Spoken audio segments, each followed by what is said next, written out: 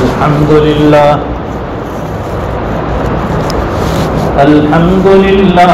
وكفى وسلام على عباده الذين اصطفى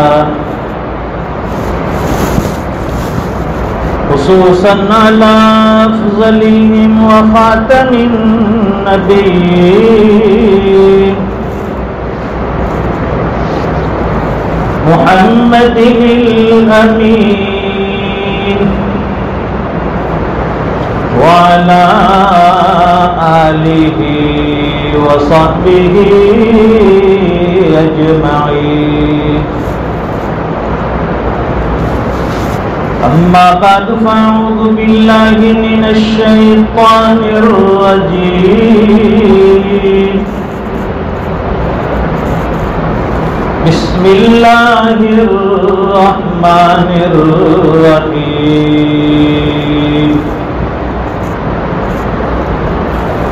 ولا تجسسوا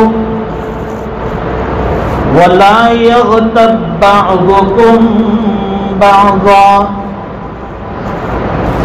أيحب أحدكم أن يأكل لحم أخيه ميتا فكرهتموه واتقوا الله إن الله تواب رحيم صدق الله العظيم اللهم صل على سيدنا ومولانا محمد وعلى آل سيدنا محمد وبارك وسلم.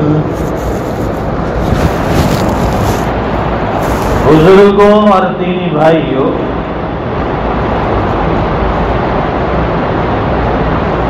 قرآن کریم یہ حق تعالی شانہ نے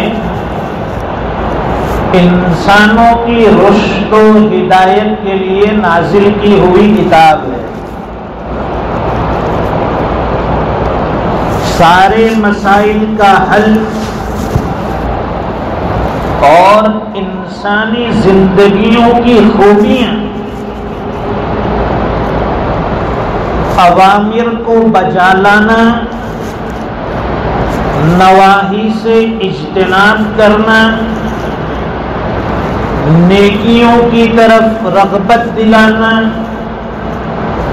برائیوں اور معصیت سے بچانے والی یہ کتاب ہے. اچھائیوں کی دعوت دیتی ہے، برائیوں سے روکتی ہے. قرآن کریم ہمیشہ نیکیوں کی دعوت دینے والی کتاب اور برائیوں سے ہمیشہ دور رکھنے والی کتاب. اسی لیے اللہ نے نبی کے اوپر پہلے اس کو نازل کیا. انسانوں کی ہدایت کے لیے دو سلسلے ہمیشہ سے چلے آتے ہیں، ایک رجال اللہ اور ایک کتاب اللہ. رجال اللہ یعنی نبیوں کا دنیا میں آنا، اور کتاب اللہ یعنی اللہ کی طرف سے نازل کی ہوئی کتاب اور اس میں اتارے ہوئے بتائے ہوئے احکام. اب انسان دنیا کی زندگی میں رہتے ہوئے کس طرح اس پر عمل کرے، برائیوں سے کس طرح بچ جائے، نیکیوں پر کس طرح اپنی زندگی گزارے.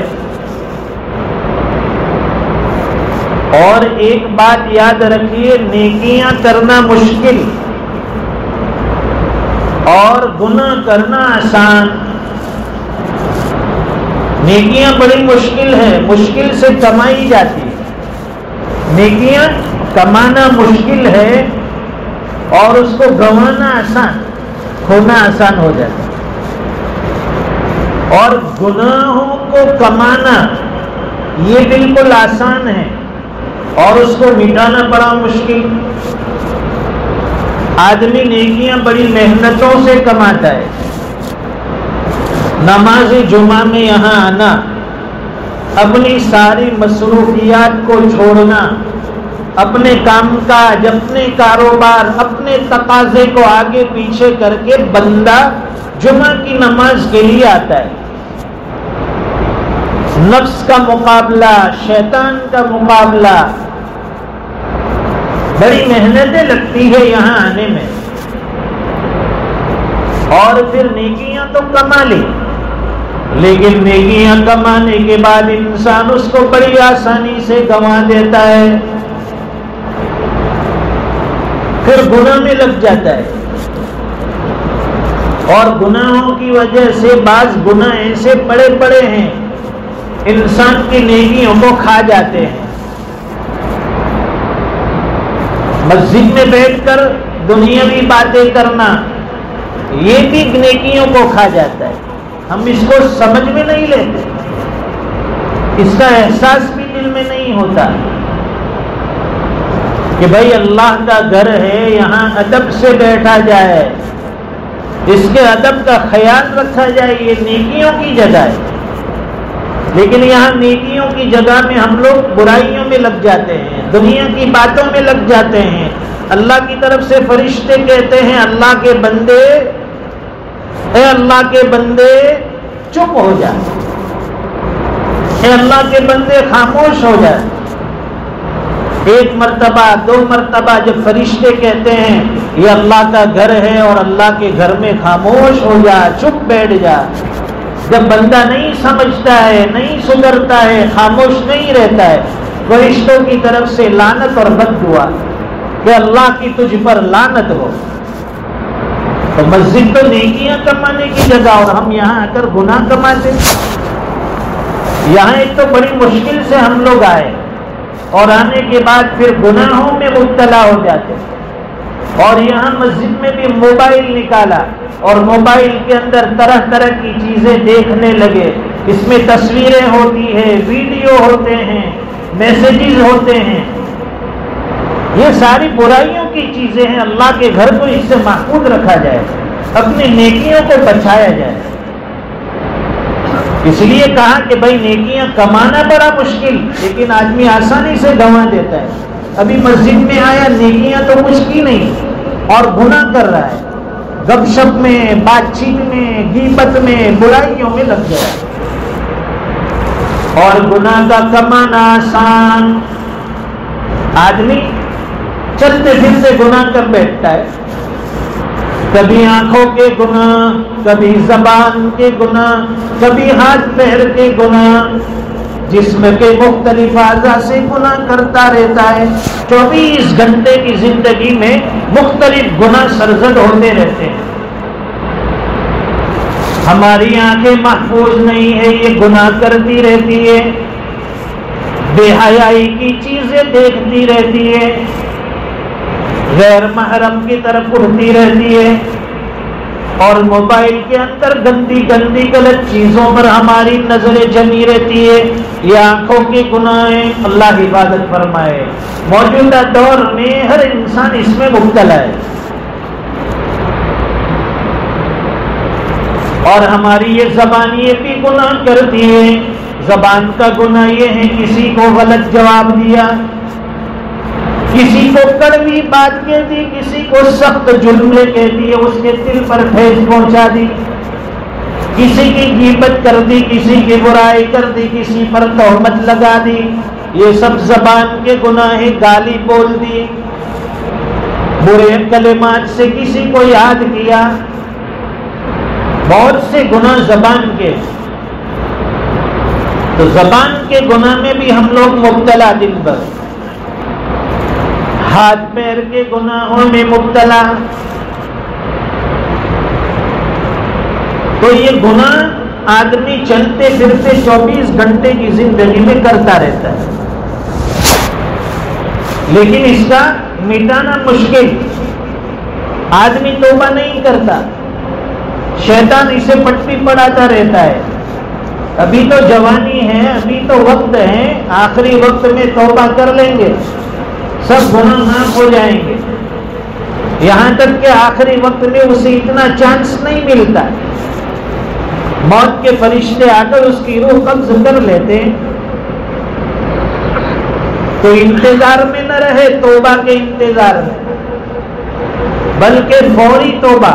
ایک اللہ والے فرماتے ہیں بندے جب تو کیش میں گناہ کرتا ہے تو توبہ بھی کیش میں ہونی چاہیے، گناہ کیش میں کرتا ہے توبہ ادھار نہیں چلے گی، فوری گناہ اس پر فوری توبہ۔ قرآن کریم میں اللہ فرماتے وَلَا تَجَسَّسُوا، اے اللہ کے بندو ایک دوسرے کی ٹوہ میں مت لگو، ایک دوسرے کے پیچھے اس کی عیب تلاش کرنے میں مت لگو،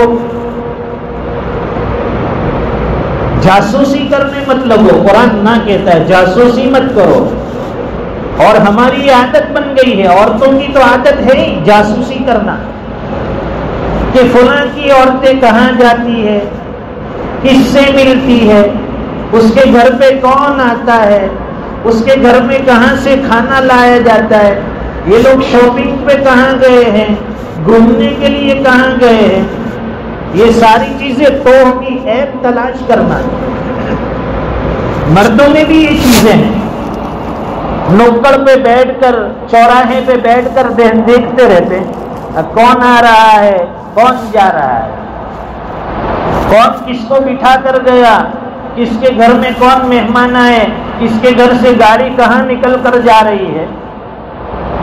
یہ توہ ہے، جاسوسی ہے، عیب تلاش کرنا۔ تو اس سے اپنے آپ کو بچاؤ۔ وَلَا تَجَسَّسُوا، ایک دوسرے کے ٹوہ میں مت لگو، عیب تلاش مت کرو۔ نتیجہ کیا ہوگا؟ دیکھیے آدمی ایک گناہ کے بعد دوسری گناہ کی طرف ڈائیورٹ ہوتا ہے۔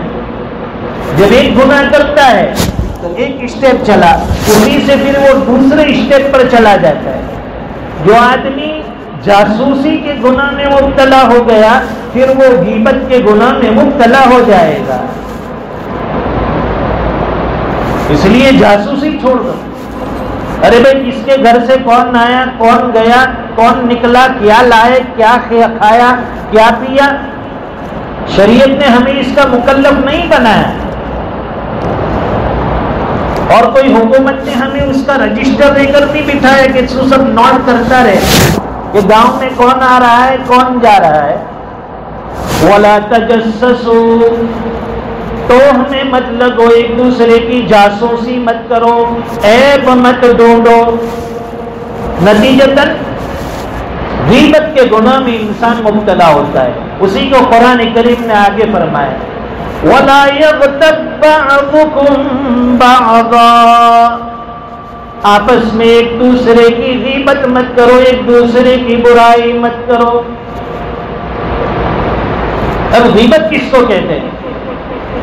ایک صحابی اللہ کے رسول صلی اللہ علیہ وسلم سے پوچھتے ہیں اللہ کے رسول مل غیبت، کہ غیبت کیا چیز ہے؟ حضور پاک صلی اللہ علیہ وسلم ارشاد فرماتے کہ اپنے بھائی کی وہ برائی تو کرتا ہے کہ اگر وہ اس کے سامنے کہی جائے یا اس کو بتائی جائے تو اس کا دل ناگوار کرے، اسے بری معلوم ہو۔ اپنے بھائی کی ایسی بات کرنا کہ اگر اسے پتہ چل جائے تو ناگوار ہو، یہ غیبت ہے۔ وہ صحابی رسول پوچھنے لگے اللہ کے رسول اگر وہ چیز واقعیتاً اس میں موجود ہو، اگر وہ برائی حقیقت میں اس بھائی کے اندر موجود ہو، کیا تب بھی یہ غیبت ہے؟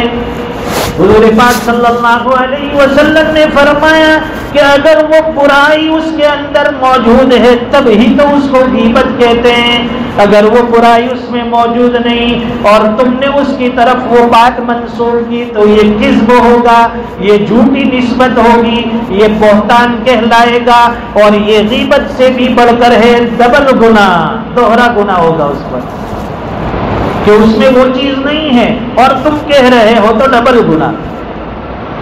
اور پھر اس میں ہم لوگ بڑی ہمت بتاتے ہیں اور سر جوڑی، گناہ میں بھی سر جوڑی. زبان سے کہتے ہیں کہ میں کسی سے ڈرتا نہیں، اگر وہ میرے سامنے موجود ہو تو اس کے منہ پر بھی میں یہ بات کہہ سکتا ہوں. اس سے غیبت کا گناہ کم نہیں ہوگا. یہ تو گویا علی اعلان گناہ کر رہا ہے. اس لیے جس کی غیبت ہو گئی، ایک جگہ حضور پاک صلی اللہ علیہ وسلم ارشاد فرماتے ہیں الغیبت اشد من الزنا، کہ غیبت کا گناہ یہ زنا سے بھی بڑھ کر ہے. آپ سوچیے، اندازہ لگائیے، کوئی آدمی زنا کو اچھا نہیں سمجھتا، بدکاری کو اچھا نہیں کہتا، لیکن فرمایا کہ غیبت کا گناہ یہ زنا سے بھی بڑھ کر ہے. کیوں؟ اس وجہ سے کہ اگر کوئی آدمی الیاذ باللہ بدکاری کر لے، زنا کا ارتکاب کر لے، اور بعد میں ندامت ہو، شرمندگی ہو، اللہ سے معافی مانگ لے، اللہ تعالیٰ وہ گناہ معاف کر دیتے ہیں. اور فرماتے ہیں کہ غیبت کا گناہ اس سے بڑا کیوں؟ اس لیے کہ غیبت کے گناہ میں انسان کتنے بھی معافی مانگے اللہ سے، گناہ معاف نہیں ہوگا اس وقت تک جب تک ہم اس بندے سے معافی نہ مانگ لیں جس کی ہم نے غیبت کی ہے. اس میں تو ہماری عزت چلی جاتی. کسی سے یہ کہنا کہ بھائی میں نے تمہاری غیبت کی ہے، معاف کر دینا، تو ہماری عزت داؤ پر لگ جاتی ہے. حکیم الامت مجدد ملت حضرت مولانا شاہ اشرف علی تھانوی رحمۃ اللہ علیہ فرماتے ہیں کہ مجھ سے بعض مرتبہ آنے والا کہتا ہے کہ حضرت مجھے معاف کر دینا، میں نے آپ کی غیبت کی ہے، آپ کی برائی کی ہے. تو حضرت فرماتے کہ ایک شرط پر تجھے معاف کروں گا. کہا کیا شرط؟ تو فرماتے ہیں کہ تو نے میرے بارے میں کیا بات کہی، میری کون سی برائی کی، وہ مجھے بتا دے تو میں تجھے معاف کروں گا. یہ حضرت اس لیے پوچھتے تھے کہ حقیقت میں مجھے بھی پتا چل جائے کہ لوگ میرے بارے میں جو بات کر رہے ہیں وہ برائی اور وہ چیز حقیقت میں میرے اندر ہے یا نہیں. اگر وہ چیز میرے اندر ہے اور لوگ برائی کرتے ہیں تو میں اس چیز کو سدھارنے کی کوشش کروں گا، اس چیز سے بچتا رہوں گا. وَلَا يَغْتَبْ بَعْضُكُمْ بَعْضًا، آپس میں ایک دوسرے کی غیبت مت کرو، بیک بائٹنگ مت کرو. اس میں مرد بھی مبتلا ہے، عورتیں بھی مبتلا ہے. چوراہے پر بیٹھ کر، نکڑوں پر بیٹھ کر ہماری مجلسوں میں یہی تو ہوتا ہے. جہاں دو آدمی بیٹھتے ہیں کہ تیسرے کی برائی شروع ہو جاتی ہے. اللہ معاف فرمائے. زبان کے بڑے بڑے گناہ ہیں، اس میں ایک گناہ غیبت کا گناہ ہے، بیک بائٹنگ کا گناہ ہے، کسی کی پیٹھ پیچھے برائی کرنے کا گناہ ہے. یہ ہماری عادت ہو گئی ہے کہ جہاں ہم لوگ 3 آدمی بیٹھے ہیں اس میں سے ایک اٹھ کر چلا جائے گا تو باقی بچے ہوئے لوگ اس کی برائی میں لگ جائیں گے. اور شیطان بڑا چالاک ہے، ایک دم سے برائی نہیں کرواتا ہے. وہ داؤ کھیلتا ہے، پتے پھینکتا ہے. پہلے اس کی تعریفات بیان کی جاتی ہے کہ ماشاءاللہ فلاں آدمی تو ایسے ہیں، ویسے ہیں، بڑے نیک ہیں، بڑے اچھے ہیں، بڑی خوبیاں ہیں ان کے اندر. ایسے پہلے اس کی تعریفات بیان کروائے گا شیطان. اور جب خوب تعریفیں ہو جائے گی وہاں سے پھر وہ یو ٹرن لے گا. لیکن ذرا اس میں اب یو ٹرن لیتا ہے، ذرا اس میں یہ خامی ہے، ذرا اس میں یہ خرابی ہے، ذرا اس میں یہ عیب ہے، یہ کہہ کر شیطان ہمیں اپنے بھائی کے گناہ میں، اپنے بھائی کی غیبت میں مبتلا کر دیتا ہے. اللہ تعالی ہماری غیبت سے حفاظت فرمائے، جاسوسی اور ٹوہ کے گناہ سے حفاظت فرمائے. ہر قسم سے گناہ سے اللہ ہماری حفاظت فرمائے جس سے ہماری آخرت بگڑ جائے. وآخر دعوانا الحمدللہ رب العالمین.